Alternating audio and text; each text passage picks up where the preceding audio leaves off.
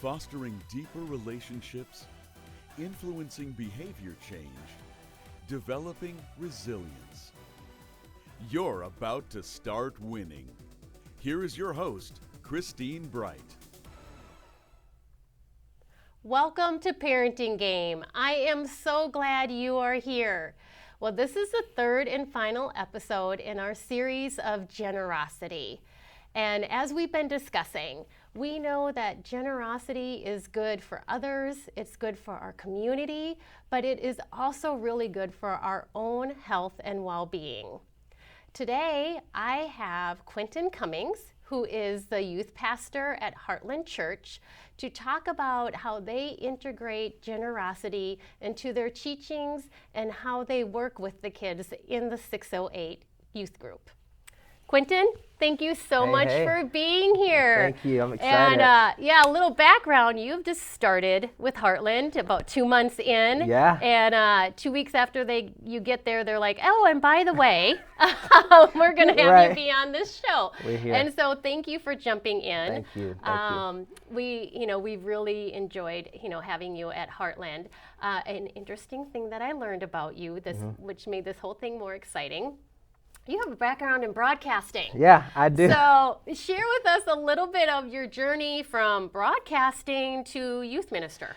Sure. So again, thank you for the opportunity. I'm super excited to be here. So I thought that I was going to be this great CNN or reporter reporting on storms and politics and that type of stuff, and did internships and was really serious about it. That's really what I wanted to do. I remember when I was younger, in middle and high school, all I did was watched news all day. So other kids were like, what did you do this weekend? They're like, I went to the football game. I'm like, well, I watch news. So I did that. And then my first year of college, my sister was supposed to minister at this place. And she was like, could you go? And I'm like, sure, I can speak decently. And so I went. And people, for some reason, loved it.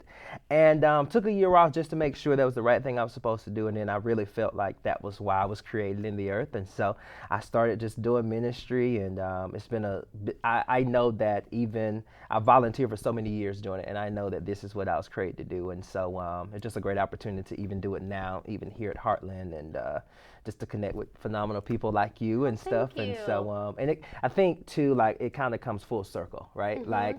I always tell people I shared about news back in the day, but now I share the good news, That's very creative. So, I like it. And and that background didn't go to waste, right? You're being up at stage, you're communicating. And now I'm here with you, so it works out perfect. Now I'm a little intimidated. Oh no, definitely. It's like, whoa, he's got background in broadcasting. I got up my game today. Oh no, you're perfect. You're good. You're good. So, as we dig in, as I said, you're here, we're discussing generosity. Yeah.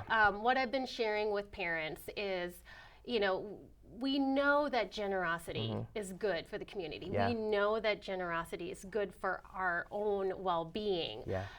How do you teach generosity, to your kids? How do you start implementing that in your home? And what I've said is let your kids get on YouTube and find acts of generosity.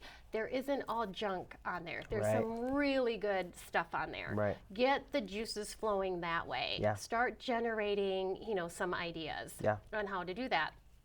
But the reason I invited you here and wanted to talk about is I think sometimes youth groups have a judgment put on them. Sure. And some parents or kids themselves may shy away because they're going, all I'm going to do is be sitting there with the Bible on my lap and memorizing verses, and it's not going to be fun. Right. It's going to be all this God stuff, and I'm going to learn just how bad I really am messing up. And I wanted you here to just kind of share the vision of 608, and then we will delve into that. Generosity and helping your community is a very big part of what Heartland Church as a whole does. And then the youth group. Yeah. So initially, let's just start with the vision of 608. What age groups does it cover? Yeah. And what you're looking forward to now now that you're in this position and moving forward? Sure. The vision of 608 is to empower students to be culturally sound and spirit-led. We started that vision this year, and really essentially what that means is like students being of this world, being in this world but not of the world. Like we want them to know like, hey, you could be in the culture, but we also want you to understand too, like the spirit is so important involved in that. You can kind of have like a both and type thing.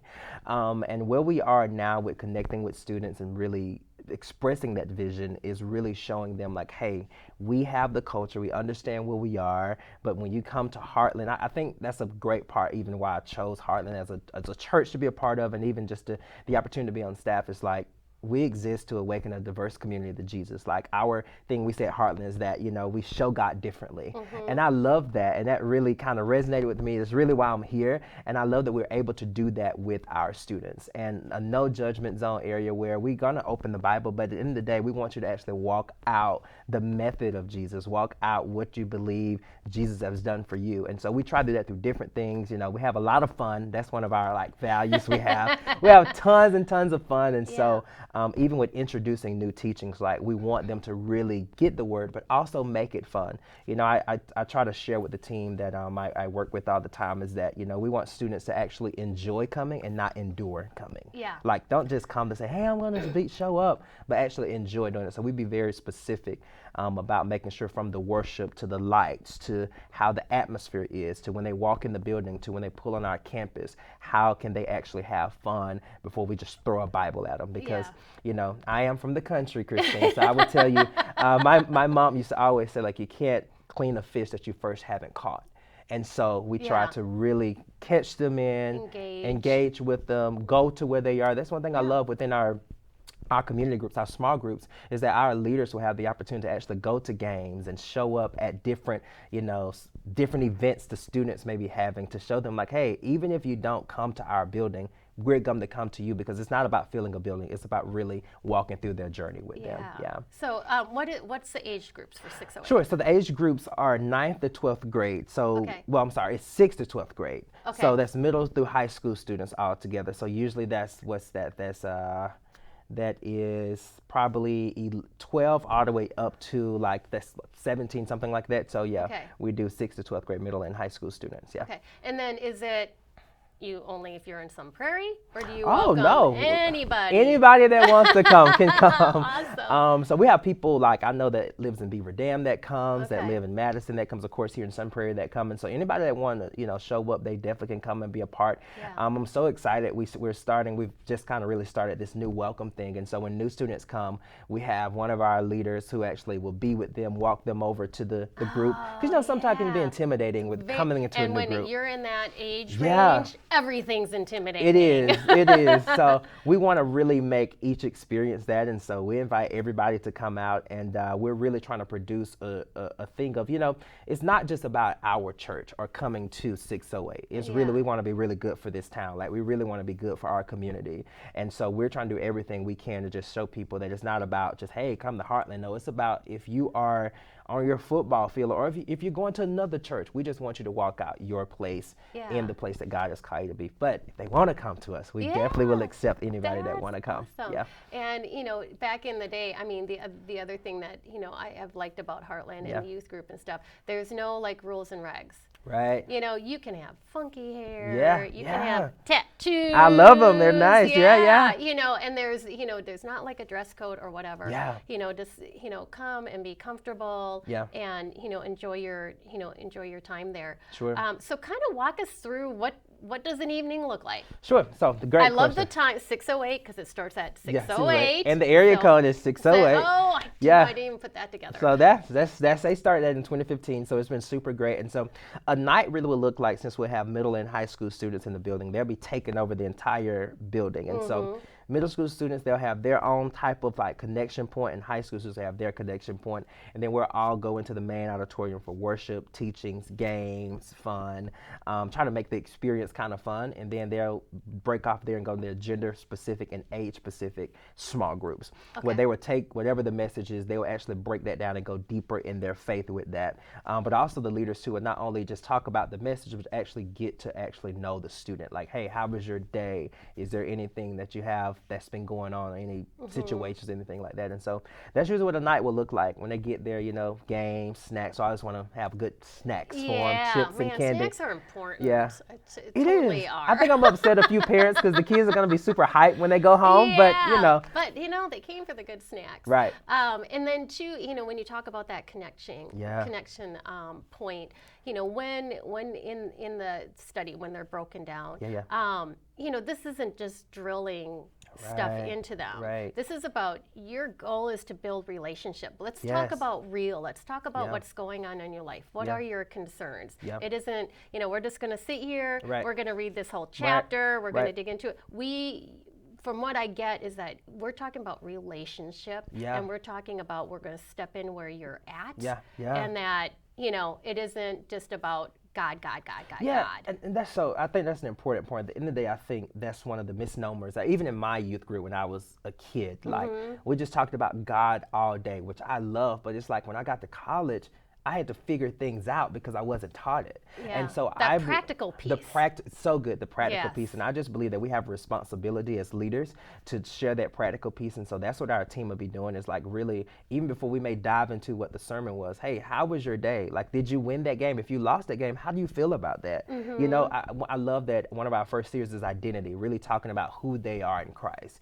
But also understanding too, like without that, what will my life look like? And how do I break down? Because at the end of the day, one thing that I've shared with our team is that we're not going to cookie cut what we're teaching about. We're going to actually go there because they're dealing with depression. They're dealing with comparison. And so how do we take that from a practical perspective and empower them and add on the word to that? Because I always tell our team managers, and I'm learning this too, like at the end of the day, when they go to college, when they go out with their friends, it's going to be those relational pieces that actually get them sustained, and help them through those moments. 100%. They may not remember, and I told the team, like, the part that I do on Sunday of teaching, it may be decent, but they may not remember 2 scriptures, but they're going to remember you going to a game with them. They're going to remember when, I go out to the parking lot and give them a hug when they show up. And so we really want to build that relational piece, because I think one of the downfalls you can have is so many people who love Jesus, which is super great, but don't know how to interact in a regular day at Target or something like that, you know? And just be that relational piece. And that's, what I really educate, parents on when I do coaching, is that, you get kind of in this mindset of, I'm trying to train my kid up to be a good human. And when we have that mindset, then we are kind of in this punishment mode, right? You did something that wasn't good, so now I need to punish it. And that relationship piece can really either get hindered or damaged or, not develop like it should. And that, if you develop, relationship and get to know your kids and use certain language that invites them into conversations. Sometimes by the end of the conversation, when you're discussing, they had a behavior that was undesirable. Okay, there is going to be a result because of this. But when you engage them and say, hey, help me understand what was going on, I have found by the end of it, they either accept the result because now we've talked it out and they realize, there's got to be some restitution or whatever. Or I've had it where they've made the result worse than what I intend. Well, I really need to pay them back $1 million, But, when you have that relationship piece, your end results and what you're trying to convey. Just land so much better. So that is just so amazing that is such a focus.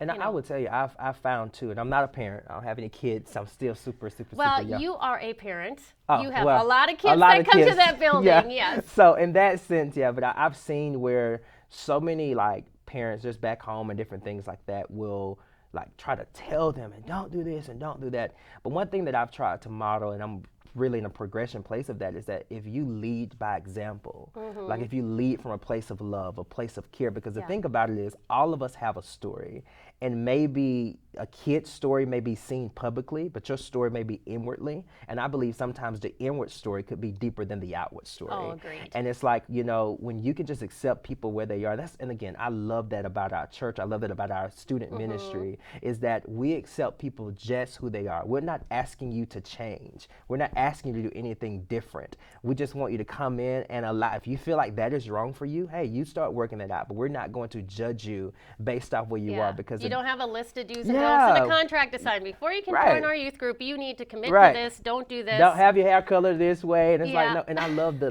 diversity. It all makes up unity. And I think that's what really the body, of what we're doing, what we're building should be, is like unity, people adding different areas of their life.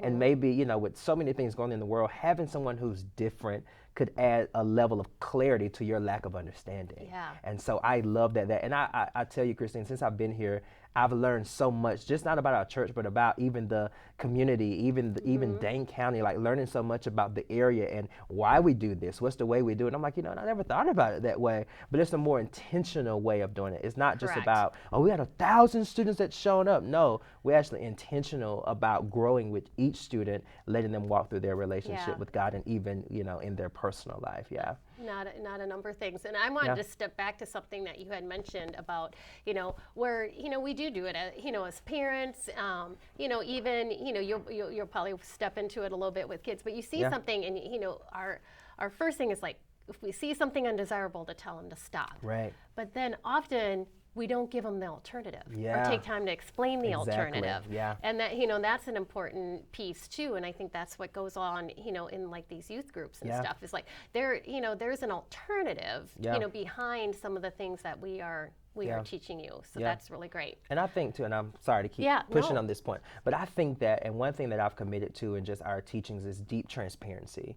I think students sometimes can see their mom or their dad or even leaders as just this perfect being, and we've never made any mistakes, and so now we're on this platform, or you're leading a group or a coach or something, and we haven't made any mistakes. And so I try to lead from a place, and I would say our team, our staff as a whole, try to lead from a place of transparency. Like we want to show you, like, hey, if it wasn't really by the grace of God, I don't know if I'll be here. Like, if the opportunity didn't show up, I don't know how it would happen. And I think when you have that level of transparency, it aligns a student with you, because transparency sometimes can breed a relationship. Well, who likes hanging out with the perfect person? Right. Or, and I tell parents this, I'm like, do you think your kids really enjoy hanging out with a perfect parent? Right. My parent doesn't do anything wrong. Think about that pressure. Yeah.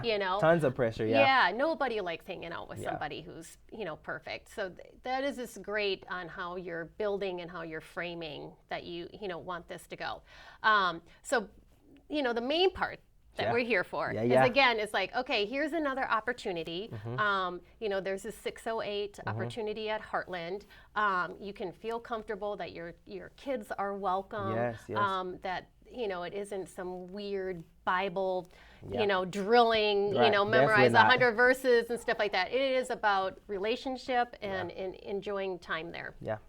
But, I also know that you're, in the past and in you now with the new vision coming in, are very much about how can we engage our kids, because again, if you just stay inward and about yourself and don't learn, that isn't the vision of this. Is how can we engage the community? How can we just learn to be generous? And what does that look like? And 608 provides those opportunities. Some are separate that I know are going to be coming down the line, where these are just going to be student-led, 608 things. But currently, Heartland had some stuff established that kids can get involved in. So Definitely. Share us. Sure. So Heartland has been doing, of course, Love Your Neighbor, and also Sunshine Supper. And so what we're doing is we are actually connecting with our, the main church to support in whatever efforts they have going on as a whole, as a church. We will be teaching later on about generosity and helping out in the community and stuff. But as of now, we're just connecting with our church, supporting them, whether that's packing food, or, our mom and dad bring a lasagna to the church or something like that. Or, for the item of the month, we may do a book or something where we may say, hey, let's get some books, let's get some book bags, let's take them to the local, middle school or something like that. And so we're helping out in that effort of supporting our church with whatever efforts they have going on, and trying to be the hands and feet of Jesus in that way. Yeah. So I think it's really cool. We'll go back and break some of these down. So with Sunshine Supper, there was a time when kids and stuff could be involved in that, but I think they're continuing the drive-through process right now. But when a church has an opportunity to bring that food, it's a lot. Like for our church, it's lasagnas. Yeah. It's a lot of lasagna. It's a lot of them, yeah. You know, and I think that is a really cool opportunity. So Yeah. the youth then. So the youth, what they'll do, let's just say a student has their mom and dad say, hey, mom, let's go pick up a lasagna. They'll come, they'll drop it off at the church, we'll hold it, and then we'll take it over to the specific building that they will need it there. And so it's almost like, and that goes back to the parent actually showing the student why we do this, here's what we're doing. And so they'll bring it there as a family, they'll take it over, and we serve them that way. The other thing is too, is you can make one. Yeah, you can make your own, I can't make one, Christine, because I can't cook, but I can get with, maybe you can show me how to make a lasagna, but they can make it all together as a family. And the one thing that I want to really encourage students to do, like maybe that's something as students we can do, is just make one together. They may can teach me how to cook something, I don't know. Yeah. And do that. So that's awesome. And then the item of the month. So that has just been a wealth of different, opportunities there. So then share with me, so, we have the item of the month. So then you're taking that to the students at 608, and sometimes it's a list, right? You know, it's like several different things.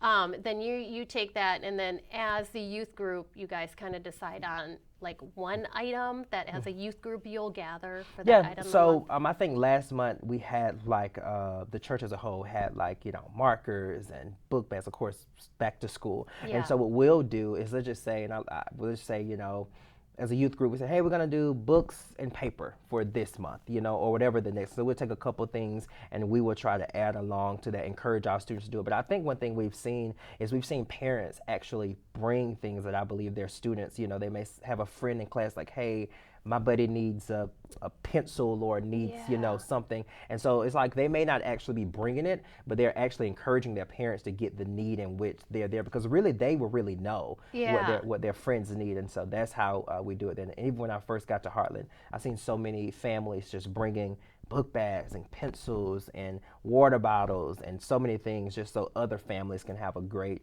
start of the school year, not focus so much on what the deficiency is. And and to keep in mind too that for these opportunities that we have, a lot of this is community-wide, like Sunshine Suppers, community-wide. Heartland, on their own has that item of the month. It's on the website. So even if you don't come to Heartland and your student is coming to 608, you can still get involved in this as a parent. They can go to weareheartland.us and they can click on ministries and they can click on 608, or most times at the website when you click on the top banner there, the header, it has like Sunshine Supper or Night to Remember or something like that, where they can just connect in and see how they can get involved in and support the efforts. Because really it's all about, again, it's not about people just supporting our church, but it's really about us through Sunshine Supper, through Night to Remember, through Item of the Month, going to the residents, going to the people in our community, and saying, hey, we're a church that's a part of this global church community, but it's like we want to be really good for this town, and so we really are excited about going out, supporting people, helping people, and if they decide to come to us, great, but we want to really, they want to come to 608, super great, but we want to be there for them. Just too, something I think is an important point to make, and then I do want to dive into a little bit of a Night to Remember. But as a parent, if you're not comfortable yet, you don't have to be a member of Heartland. You don't have to be attending Heartland. But if your child is heard about this and interested in it, it is open to them. And then if your child comes to you and says, hey, we have this opportunity, again, there is no requirement for you to be a member of Heartland or to attend Heartland to come alongside your child and help them. I've had a couple parents, Christine, I would tell you that have emailed me and I've sat down to, talk with them, and they have literally said, hey, I go to this church, but we hear about what's happening in 608. We hear about what's happening in Heartland. Or, my son's or my daughter's friend goes to the 608 youth group and they love it. And so can we bring our kids? And so what I do is I just have a call with the parent, not as an intake, but just as an invitation that says, hey, I want to be here for you as a parent. Here's my personal cell. This is not a requirement for your kid to come to our church. You don't have to give anything. Just drop them off. And one thing that I'm trying to implement now is when that parent show up, I want to personally meet them and connect with them and just say thank you for allowing your kid to come. And the thing about it is, and honestly, that welcome thing sparked from a parent reaching out saying, hey, my twins are coming. And I'm like, well, I want to make sure they have a good experience. You know, they may know friends, but they don't know the full everybody that's here. And so, they don't have to be a part of Heartland. They don't have to be a part of anything. They don't have to be a part of a church. They can just come, drop their kids off. I'm going to tell them, hey, be back at 8 o'clock. But, you know, they can drop their kids off. There's an end time to this thing. We're not going to keep them to the next day. But they can be a part of everything we have going on. And I would tell you, Christine, we have so many phenomenal things that are happening in the youth group. Our team is super phenomenal, just supporting what we're trying to do. And I just love that other people, parents who just hearing about it saying, hey, I want my kid to be involved. And we have this model where we want to empower our students, empower our leaders, and definitely empower our parents to be a part, because what we don't want to do is just teach them and then they go home and it's just like a misnomer. No, we want to encourage our parents also to actually walk them through a practical piece of what they may have learned that night. And so they'll be getting little tangibles to take home with them. And so I can go on and on about that. I know you can. You know, and this too, I'm going to just touch on, it's that practical piece. So it's like outside of, you know, you can take, you know, whatever Bible verses attached to it or whatever, but you're giving actionable strategies that are just good life. Good life strategies. You know, so there's not this, you know, I think people just get all this pressure of, you know, it's just like, oh, this is going to be overwhelming God stuff. And really what you're doing is like, whether you want to read the Bible verse that goes along with what we talked about or not, you're still getting a good actionable life strategy. A life strategy that'll help them. I would tell you one series that we're doing, it's like I said, it's called Identity, but we're going to call it Check Your ID.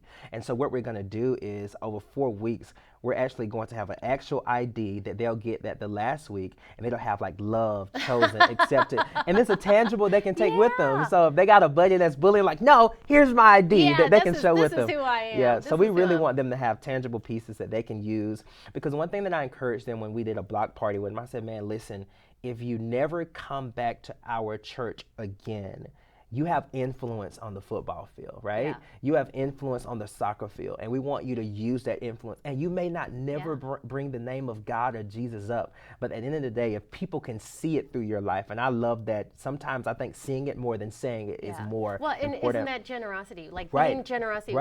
If you're that person on the football team where your teammate really made a bad play, but you're the one that's like, hey, you know, I get it. Let's work on this when, you know, the next game. I mean, just those things are active generosity. Okay, so one quick thing, because we are running out of time. This is so good. Night to Remember, is another huge event. You can reach, it's separate from Heartland, but you can reach it through our site. I know that tons of youth get involved in that. And I'm going to give the quick spiel on it so we can, we wrap up. So the Night to Remember is a prom for kids who have disabilities. Either cognitive or physical, and it's a big prom that we put on. And we need people to dance. We need people to help with hair and makeup. We need people just to stand along the red carpet and clap and yell. Families do that together. I think she told me takes about 3. It takes a while. 3? I can't remember. It's a lot of, no, maybe it's more than that. It might be close to 1,000 now volunteers. But kids of all ages can volunteer for that. But the youth group, I know, will once again be a big That's definitely big part something of we'll that. be doing. When I got here, that's one of the first things I noticed about, and I'm like, man, we want to get involved in it. And our team, and I may be a little biased, but they do a phenomenal job at encouraging that community and really adding the love in that, and really putting a lot of work into it and being intentional about, I think last year they actually went around to houses. I was on one of those teams. Wasn't it fun? Like, I tried fun. to get out there because I was coming the week after. I'm so sorry. I am going to have to, we got to wrap up. So they can go to Heartland. So we are Heartland.us. Click on ministry, 608 students. All the information is there. Oh, thank you so much for your time. This was great. This was great. Thank you for joining us. I hope you learned a lot about how to help your kids be generous. And remember, a time invested with a child is never wasted. Thank you for watching The Parenting Game.